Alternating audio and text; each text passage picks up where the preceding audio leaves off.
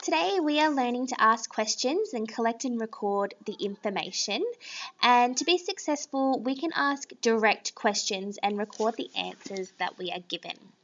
So today we're going to have a go at asking some questions to those that maybe live with us. And if you have access to a phone, you can maybe phone some grandparents or cousins and things as well, so that you have more data or more information to collect. So when we are asking questions to collect data, our questions need to be really specific and really clear about what we're trying to find. So I'm just going to choose a general topic. My topic is going to be fruit today, and I want to have a think about the different questions we might be able to ask people about fruit. So a question might be, do you like fruit? And there can be two answers, yes or no. We might ask, do you eat fruit every day? And the answer might be yes or no or sometimes. We might ask, do you have a favourite fruit? And they might answer yes or no. But if we want to be more specific about the data that we're collecting, our question needs to be more specific too. So if I want to know somebody's favourite fruit, I could ask, what is your favourite fruit? And I could get a list of hundreds of different fruits, from kiwi fruits to apples to strawberries to blueberries to mangoes to pineapples, so many different fruits. So even within our direct question of what is your favourite fruit, we need to be specific with the answers that can be chosen.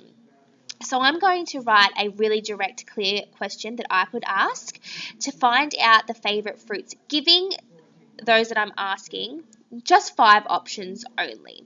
So, what is your favourite fruit out of, and let's choose some common fruits. Let's choose blueberries, apples, bananas,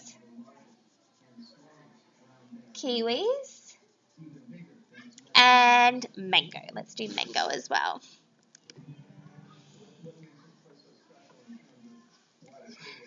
Now, giving these 5 different options, make sure that I'm not going to get data information or data sets. Sorry guys, that was just an announcement there interrupting me, so I paused. It's really important that we give options when we're asking a direct question so that we don't get a million different answers. That's going to be really hard information to collect and to organise into a table or a picture graph or a bar graph or whatever it is, the way we choose to organise it. So now that I've got my question, what is your favourite fruit out of blueberries, apples, bananas, kiwis, and mango? Those are the only options given. If you wanted to, you could have other as well, so that if somebody's favourite fruit doesn't fall under these headings, you can have other and we'll know that it's something else. All right, it's time for me to go and ask some people to gather this information. Mrs. Batty, what is your favourite fruit out of blueberries, bananas, mangoes, apple, kiwi, or other? Mangoes. Thank you. Mrs. Lewis, what's your favourite fruit out of blueberries, bananas, mango, apple, kiwi, or other? Probably mango. Thank you. Chester, what's your favourite fruit out of blueberries, bananas, mango, apple, kiwi, or other? Kiwi, Mummy.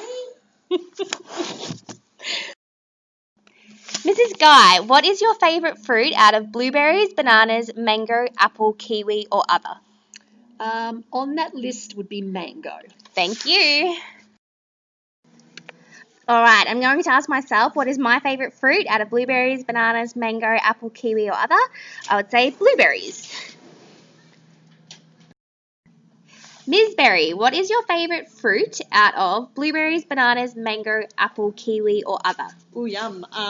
Mango, I think. Thank you. Okay guys, so as I was collecting that data and asking that specific direct question with those options, I was using tally marks to record the answers. So we had 1 response for blueberry, none for apple, none for bananas, 1 for kiwi, 4 for mango, and none for other. See if you can have a go coming up with a direct question and asking as many people as you can this question. So you might like to call a grandparent. If you have FaceTime, you might be able to FaceTime a cousin or somebody and check in with them. So you're gathering as much data as you possibly can and record your answers with a tally mark just like I have. Stick around for the remainder of the video if you're taking on the challenge today. If you're maybe a grade 3 or a grade 4, take on this challenge on how we can graph this data, this information, using a bar graph.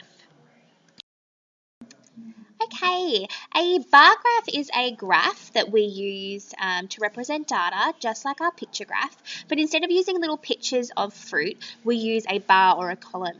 So when we're creating a bar graph, we need to have our axis, and along our x-axis, the one that runs along the bottom of our page, we have our options, so the options that we were given in our question. So we have blueberry, apple, banana, kiwi, mango, and other. Up the side, this is called our y-axis. We have numbers that are spaced evenly so that we can represent how many of that fruit were chosen. So I've got numbers starting at 1, 2, 3, 4, 5, 6. I know I don't need to go past 6 because I didn't ask any more than 6 people. At the top, I've also got the title. It's really important we have title on any graph or data set so that we know what this is showing. Alrighty, so I need my data set from yesterday to be able to fill this out. So there was one response for blueberry. So on my bar graph, I need to take my pencil, and where blueberry is, I need to show a bar to that level. So for 1, I'll colour it in so it's a little bit easier to see on the video. Apple was 0, so I'm not going to draw a bar. Banana was 0, I'm not going to draw a bar. Kiwi was 1 as well, so I'll draw my bar in just like this. Mango was 4, so I'm going to need to draw my bar up until 4. Using a ruler can sometimes be helpful as well, so it's really accurate.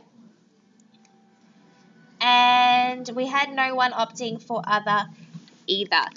But here is my bar graph, and you can see really clearly which was the most popular fruit choice and which were the least popular fruit choices. And this is just another way we can represent our data. See if you can have a go creating a bar graph at home. I've included the template with the attachments today so that you don't have to draw this up yourself, but you will need to add in your labels, your numbers, and your title and your bars to show the results. Have fun, guys. Enjoy.